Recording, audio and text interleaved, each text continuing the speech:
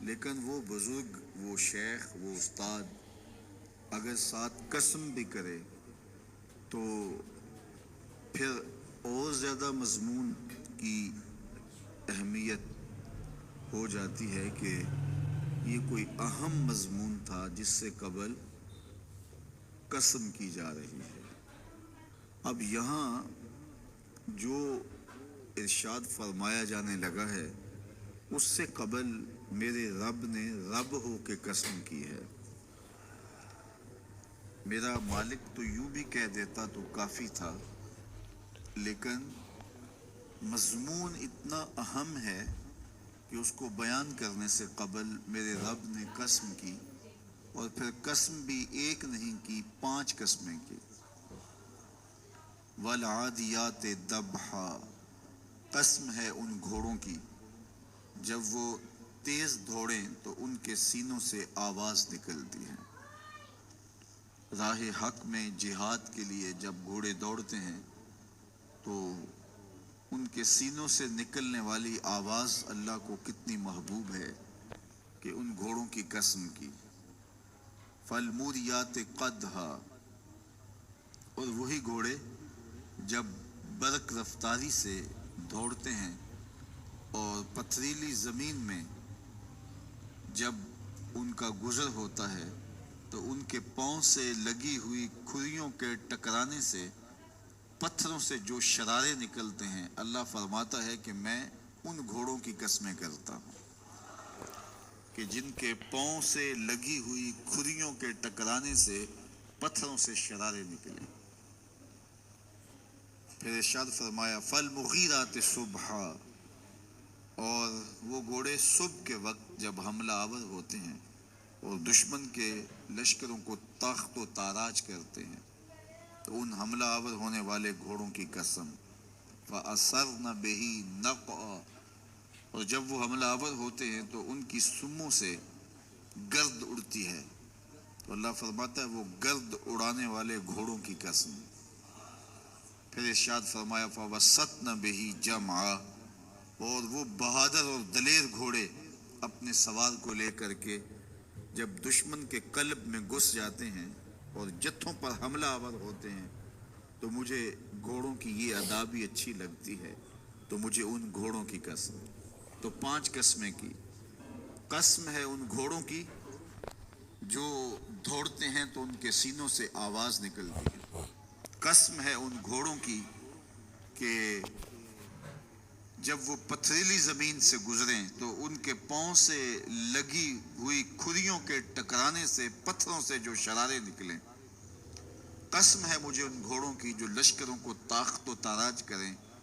قسم ہے ان گھوڑوں کی جب وہ حملہ آور ہوں تو گرد اڑے، اور قسم ہے ان گھوڑوں کی جو لشکروں کے کلیجے چیر دیں اور آگے بڑھ جائیں اور دشمنوں کے جتھوں پہ حملہ آور ہوں۔ تو ان 5 قسم کے گھوڑوں کی میرے رب نے قسم کی ہے۔ اللہ اکبر!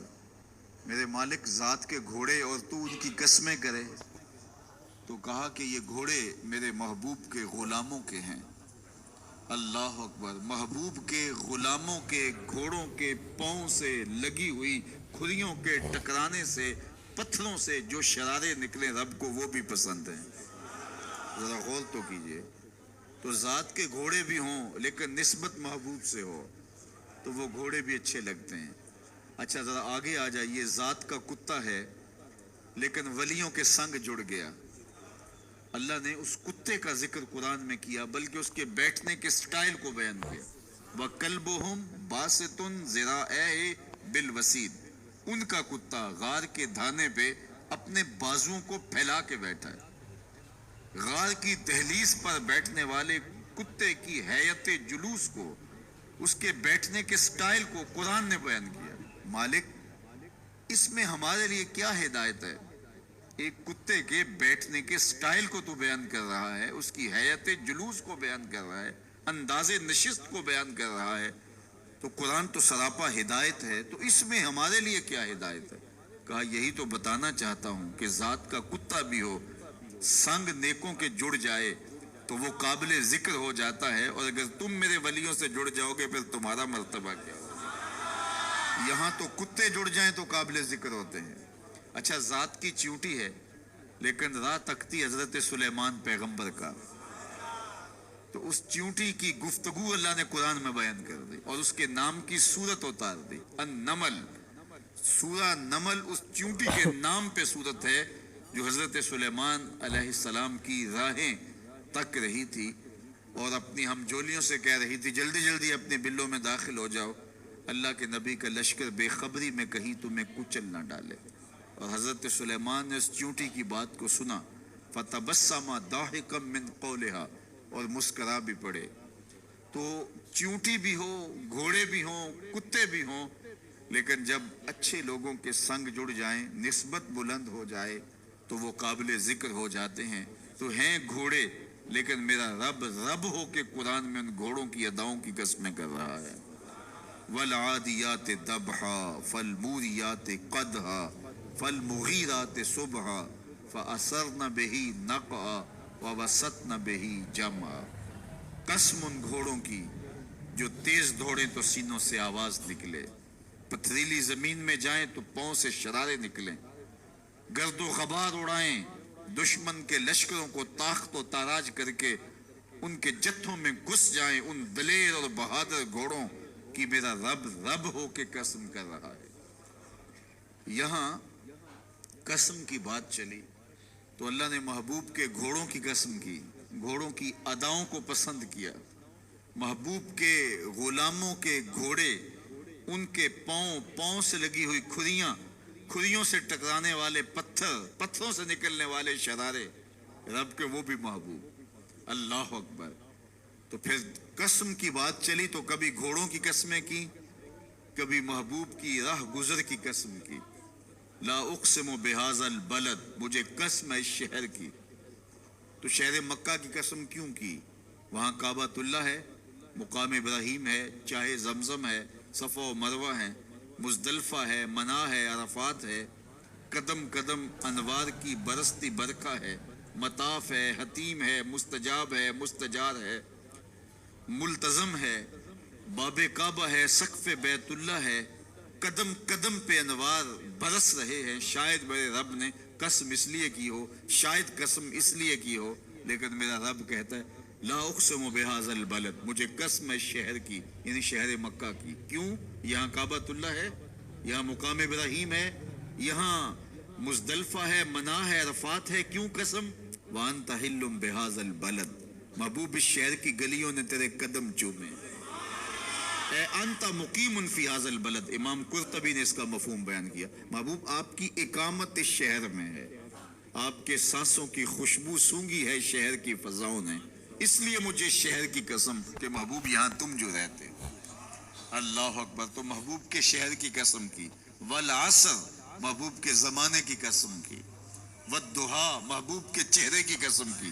واللیل، محبوب کی لٹکتی زلفوں کی قسم کی. کبھی کہا محبوب تیرے چہرہ زیبا کی قسم، کبھی کہا تیری زلف عنبری کی قسم، کبھی کہا تیرے شہر نور کی قسم، کبھی کہا تیرے زمانہ ہنسی کی قسم. اور پھر قسم کا باب چلا تو بات کہاں تک پہنچی.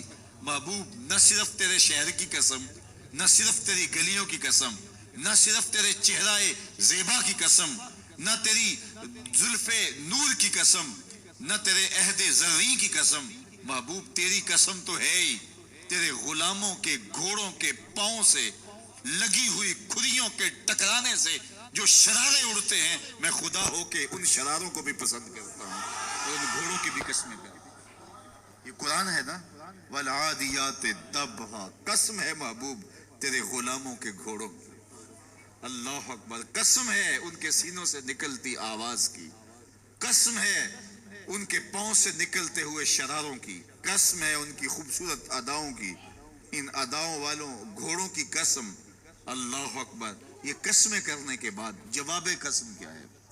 دیکھیے میں یہاں بیٹھا ہوں اور میں گفتگو کے آغاز پہ ہی قسمیں اٹھانا شروع کر دوں. مجھے قسم ہے رب کعبہ کی، مجھے قسم ہے عرش الہی کے مالک کی، مجھے قسم ہے زمین و آسمان کے خالق کی. تو قسموں پہ قسمیں کرتا جاؤں تو جو مجھے غور سے سننے کا عادی نہیں بھی ہے تو وہ بھی متوجہ ہو جائے گا اور سننے کے لیے بے چین ہو جائے گا کہ حضرت قسموں پہ قسمیں اٹھائے جا رہے ہیں, کوئی بات ہے آج تو میرا رب رب ہو کے قسمیں کر رہا ہے. تو اس کے بعد جواب قسم کیا ہے؟ تو کان کھڑے ہو گئے, روحوں میں پیاس بڑھ گئی اور سماعتیں بچ گئی کہ میرے مالک تو قسموں پہ قسمیں کر رہے, کبھی گھوڑوں کی اداؤں کی قسمیں, کبھی ان کے سینوں سے نکلتے ہوئے جو ہے وہ اس مہیب آواز کی قسمیں, کبھی پاؤں سے اڑتے ہوئے شراروں کی باتیں, اور کبھی ان کے پاؤں سے اڑتی ہوئی دھول کی کہانیاں. تو قسم پہ قسم, اور قسمیں بھی گھوڑوں کی, تو کوئی بات ہوگی. تو ایک دم کان کھڑے ہو گئے تو جواب آیا, ان الانسان لربہ لکنود, بے شک انسان اپنے رب کا ناشکرا ہے, انسان اپنے رب کا ناشکرا ہے. قسمیں گھوڑوں کی, ان کی اداؤں کی, اور ناشکرا حضرت انسان کو کہا. یہ کتنی لطیف چوٹ تھی جو حضرت انسان کو ماری گئی. یا اللہ, ہمیں ناشکرا کہنا تھا تو کہیں اور مقام پہ کہہ لیا جاتا. گھوڑوں کی تو قسمیں کرے اور ہمیں ناشکرا کہے, گھوڑوں کی قسمیں ہو رہی ہوں اور انسان کو ناشکرا کہا جائے. انسان کو ناشکرا کہنا تھا تو کسی اور موقع پہ کہہ لیا جاتا. کہا یہی تو سمجھانا چاہتا ہوں کہ چم میٹھا نہیں ہوتا, کم میٹھا ہوتا ہے. تو ذات کے گھوڑے بھی ہوں لیکن کام کرے تو مجھے وہ بھی اچھے لگتے ہیں. اور تم انسان بنے ہو, نقوش بڑے اچھے ہیں, قدے رانا رکھتے ہو, جھیل جیسی آنکھیں ہیں, اور تم چلتے ہو تو قیامت چلتی ہے, لیکن مجھے تم اچھے نہیں لگتے اگر تم ناشکرے ہو. یہ ہیں ذات کے گھوڑے لیکن میرے محمد عربی کے غلاموں کے غلام ہیں, مجھے اچھے لگتے. تو وہ چم نہیں دیکھتا, وہ کم دیکھتا ہے. تو ذات کے گھوڑے بھی ہوں لیکن نسبت ہو میرے حضور سے, نسبت میرے رسول سے ہو تو رب کو وہ اچھے لگتے ہیں. تو کہا والعادیات ضبحا فالموریات قدحا فالمغیرات صبحا فاثرن به نقعا فوسطن به جمعا ان الانسان لربہ لکنود, بے شک انسان اپنے رب کا ناشکرا ہے. اللہ اکبر. پھر فرمایا وَإِنَّهُ عَلَى ذَلِكَ لَشَهِيدٌ, اس پر کسی دلیل کی ضرورت نہیں ہے کہ یہ ناشکرا ہے, یہ خود اس کا گواہ ہے. ذرا اپنے اندر اتر کے دیکھے کہ یہ کھڑا کہاں ہے, یہ کس قدر نعمتیں پانے کے باوجود شکوے کی زبان کھولے رکھتا ہے.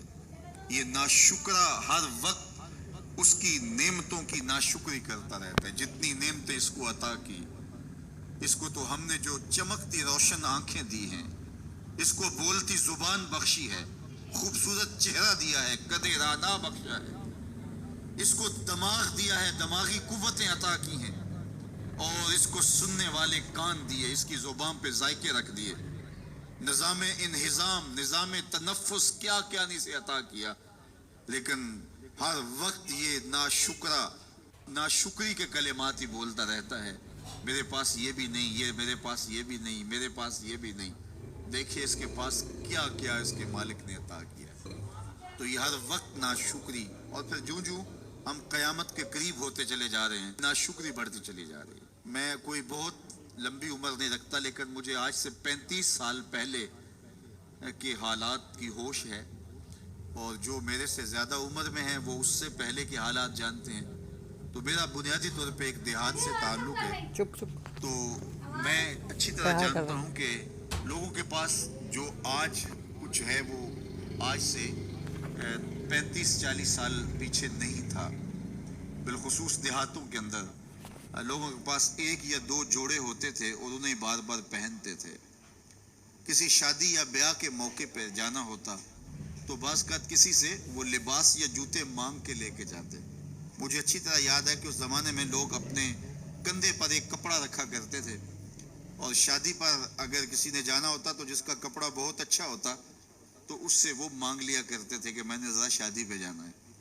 بڑے بھائی کے جوتے پہن لیا کرتے تھے, اور اسی طرح گزر ہوتا تھا. کبھی کوئی شکوہ زبان میں پیدا نہیں ہوا تھا, اور لوگوں کے شکستہ سے کچے گھر ہوتے تھے, اور گھر کے سین میں ایک درخت ہوتا تھا, دوپہر وہاں کاٹ لیتے تھے.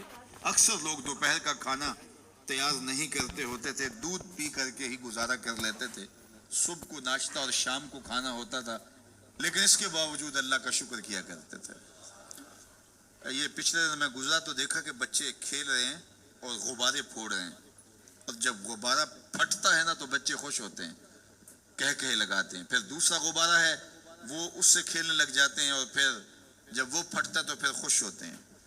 تو میں ذرا رک گیا اور اس منظر کو دیکھنے لگا اور پھر میں نے کہا کہ غبارہ پھٹتا ہے تو یہ بچے خوش ہوتے ہیں، لیکن جب ہمارا زمانہ ہوتا تھا، جب ہم بچے تھے تو غبارہ پھٹتا تھا ہم رونے لگ جاتے تھے، کیونکہ کھیل ہی ختم ہو جاتا تھا. ایک ہی غبارہ ہوتا تھا 5-6 بچوں کے پاس، اور غبارہ پھٹ گیا تو کھیل ختم، تو سارے رونے لگ جاتے تھے.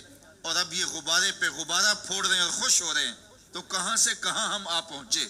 لیکن اس زمانے میں اگر کسی سے پوچھا جاتا، لوگ پیدل سفر کرتے اور لباس بھی پورے نہ ہوتے، تو جب کسی سے پوچھا جاتا کیا حال ہے تو وہ لمبا ہاتھ کر کہتا ہے اللہ کا شکر ہے.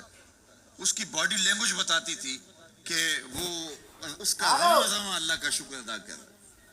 تو اس کا لہجہ بتاتا تھا، اس کا انداز بتاتا تھا کہ وہ اللہ کا شکر کس گہرائی قلب سے کر رہا ہے.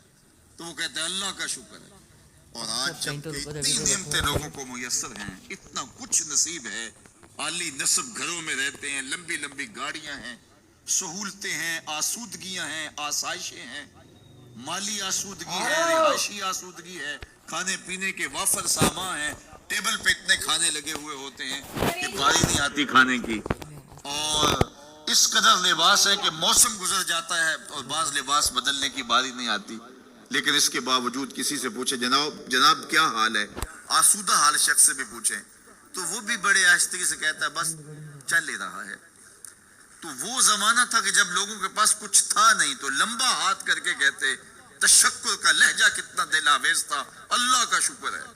اور آج کہتے بس گزر ہو ہی رہی ہے، بس چل ہی رہا ہے. تو ناشکری بڑھتی چلی جا رہی. اتنا کچھ ہونے کے باوجود جو ہے وہ ان کا بھی چل ہی رہا ہے. تو کہا ان الانسان لربہ لکنود، بے شک انسان اپنے رب کا ناشکر ہے. اتنی نعمتیں کھانے کے باوجود، اتنی دولتیں سمیٹنے کے باوجود، اتنی عزتیں پانے کے باوجود، اتنی آسائشیں حاصل کر چکنے کے باوجود، دولت کے اتنے انبار رکھنے کے باوجود، اس کی زبان بولتے ہوئے کتنے بخل سے کام لیتی ہے کہ بس گزر اوقات ہو ہی رہی ہے.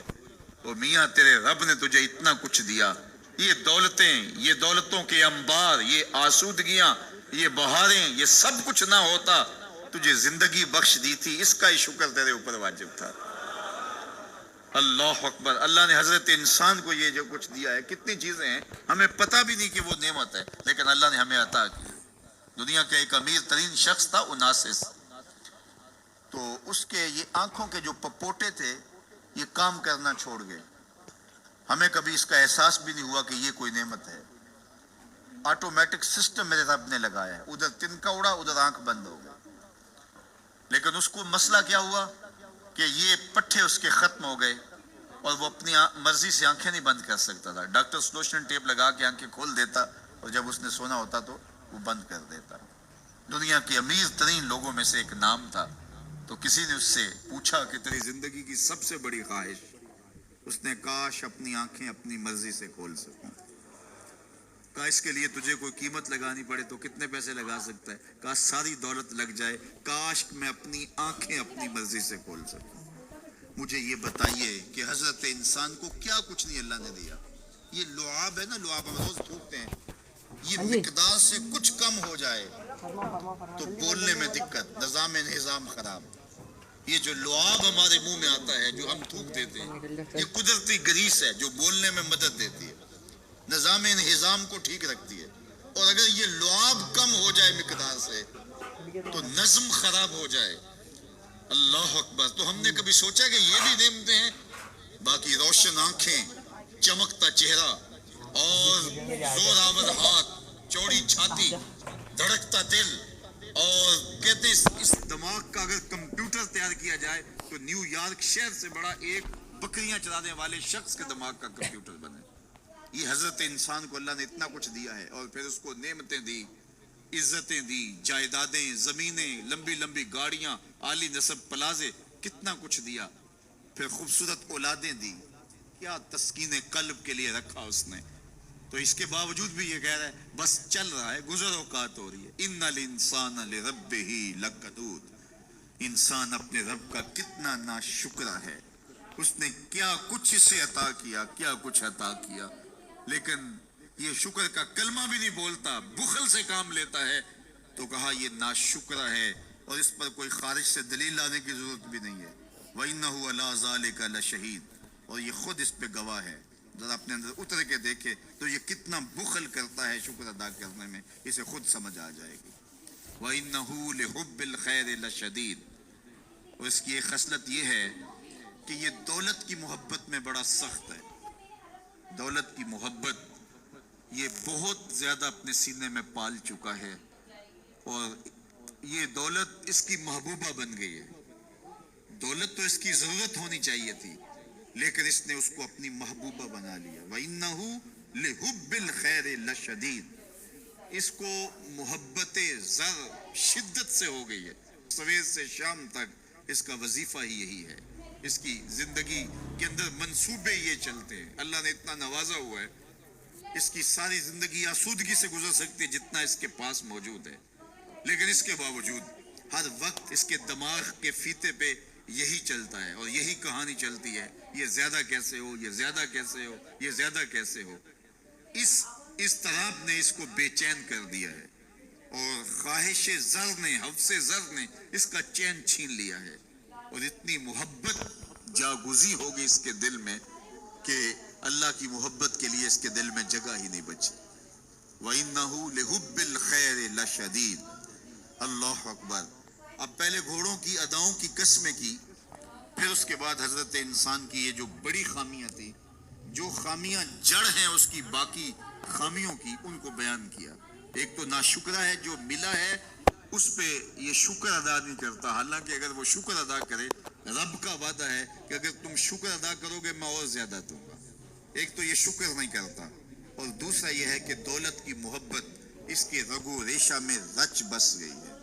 بلکہ اللہ تعالیٰ نے ان بد نصیب لوگوں کی کہانی بیان کرتے ہوئے کہا جو دولت کو مقصود ہی بنا بیٹھے، الذی جمع مالا وعدد، یہ وہ بد نصیب لوگ ہیں جو مال کو جمع کرتے ہیں اور گنتے رہتے ہیں، بار بار حساب کرتے ہیں۔ الذی جمع مالا وعدد، مال کو جمع کیا، وعدد، اور بار بار اس کو گنتے رہے، اتنے ہو گئے، اب اتنے ہو گئے۔ اللہ کلا لینبذن فی الحطام، پہلے شرف میں الذی جمع مالا وعدد یحسب ان مالہ اخلد، یہ گمان کرتے ہیں کہ ہمارا مال ہمیں لافانی کر دے گا، مال کی کثرت سے ہم محفوظ ہو جائیں گے اور ہمارا کچھ نہیں بگڑے گا، دولت اتنی ہوگی تو ہم ہر طرح سے حفاظتوں کے ساتھ میں آ جائیں گے، ہمارا مال ہمیں لافانی کر دے گا۔ یحسب ان مالہ اخلد، اللہ تعالیٰ نے فرمایا کلا، ایسا ہرگز نہیں ہے، یہ تمہاری بھول ہے کہ مال تمہیں لافانی کر دے گا، مال تمہیں مرنے نہیں دے گا، مال تمہیں محفوظ کر لے گا، کلا، ایسا ہرگز نہیں ہے، بلکہ کیا ہے، لَيُنبَذَنَّ فِي الْحُطَمَةِ، ہم تمہیں پکڑ کے آگ میں ڈال دیں گے۔ لَيُنبَذَنَّ کے لفظ پہ اگر غور کیا جائے تو عربی میں جب ان کا جوتا پرانا ہو جاتا تو پرانا جوتا جب پہننے کے بھی قابل نہ رہتا تو اس کو اتار کے ایسے حقارت سے پہنتے، اور اس کے لیے لفظ استعمال کرتے نبذت النال، میں نے جوتا پھینک دیا، وہ جوتا جو پاؤں میں ڈالنے کے بھی قابل نہ رہے اور اتنا پرانا ہو جائے کہ اس کو اب جو ہے وہ مزید مرمت بھی نہ کروانا ممکن ہو، تو اس کو پھر پھینکا جاتا ہے، اور پھر اس کو وہ حقارت سے پھینکتے ہیں، اور وہ جوتا چلتے ہوئے تنگ کرتا ہے تو پھر اس کو اتار کے حقارت سے رب پھینک دیتے ہیں، تو اس کے لیے لفظ بولتے ہیں نبذت النال، میں نے جوتا پھینک دیا، حقارت سے پھینکنے کو نبض کہتے ہیں، اور یہی لفظ اللہ تعالیٰ جل شانہ نے فرمایا کلا لینبذن فی الحطمہ، اے اہل عرب، جس طرح تم جوتا پرانا حقارت سے پھینکتے ہو، ہم حقارت سے تمہیں آگ میں ڈال دیں گے۔ کلا لینبذن فی الحطمہ، یہ ان مالداروں کی کہانی ہے جنہوں نے مال کو اپنا معبود بنا لیا، مال کو اپنا مقصود بنا لیا، مال مال مال، ہر قدر پامال کر دی، ہر قدر کی قربانی دے دی مال کے بدلے، اور مال ہی ان کا مقصود بن گیا، اور یہ سمجھے کہ یہ مال جو ہے وہ ان کو لافانی کر دے گا، ان کو مرنے نہیں دے گا، ان کے لیے حفاظتی حصار بن جائے گا۔ کلا لینبذن فی الحطمہ وما ادراک ما الحطمہ، اللہ فرماتا ہے جانتے ہو جس ہوتاما میں، جس آگ میں تمہیں ڈالا جائے گا وہ آگ کیا ہے؟ مل ہوتاما، کیا تمہیں پتا ہے وہ ہوتاما کیا ہے؟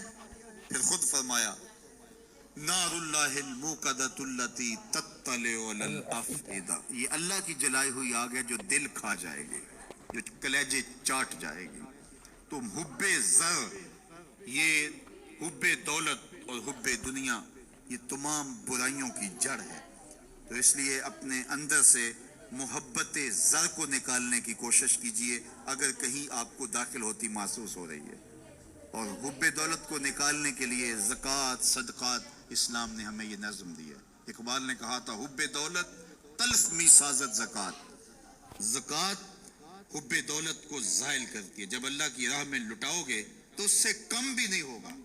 میرے حضور نے 3 چیزیں قسم کر کے کہیں، حضرت ابو کبشہ الانماری رضی اللہ تعالیٰ عنہ سے مروی ہے، میرے حضور نے ارشاد فرمایا اگر کوئی شخص کسی کو معاف کر دیتا ہے تو اس کی عزت کم نہیں ہوگی، میں محمد اللہ کی قسم اٹھاتا ہوں۔ دوسری بات میرے حضور نے فرمائی کہ جو شخص مانگنے لگ جاتا ہے، سوال کا دروازہ کھول لیتا ہے، اللہ اس کے لیے محتاجی کا دروازہ کھول دیتا ہے، اس کی کبھی کمی پوری نہیں ہوتی۔ اور تیسری بات میرے حضور نے قسم کر کے کہی ما نقص مال عبد من صدقہ، کہا میں اللہ کی قسم اٹھا کے کہتا ہوں کہ صدقے سے مال کم نہیں ہوتا، صدقے سے مال گھٹتا نہیں ہے۔ تو ایک تو مال بھی نہیں گھٹے گا، یہ ضمانت کس کی ہے؟ میری نہیں ہے، یہ رسول اللہ کی ضمانت ہے۔ ایک تو مال بھی کم نہیں ہوگا، اور دوسرا یہ ہے کہ حب دولت ختم ہوگی۔ حب دولت تلف می سازت زکوٰۃ، یہ ماہ سیام آ رہا ہے تو زکوٰۃ سے حب دولت کو کم کیجئے، بلکہ صدقات دیجئے، نفلی صدقات کیجئے، غرباء کی مدد کیجئے، مساکین کی مدد کیجئے، اپنے غریب محتاج رشتہ داروں پہ غور کیجئے، ان کی مدد کیجئے، اپنی ہمسائیگی میں دیکھیے، پردے سے مدد کیجئے، ان کی عزت نفس بھی مجروح نہ ہو۔ یہ جو نمائش لگا کے 10 اخباروں میں چھپوا کے لوگوں کی مدد کرتے ہیں، اس سے گریز کیجئے۔ کبھی سوچیں کہ اگر آج کسی کی بیٹی لائن میں کھڑی ہے تو کل اگر یہ مرحلہ میری بیٹی کے لیے آ جائے تو پھر میرا مزاج کیا ہوگا؟ تو عزت نفس کا خیال رکھیے، لوگوں کی غربت کا تماشا نہ اڑائیے۔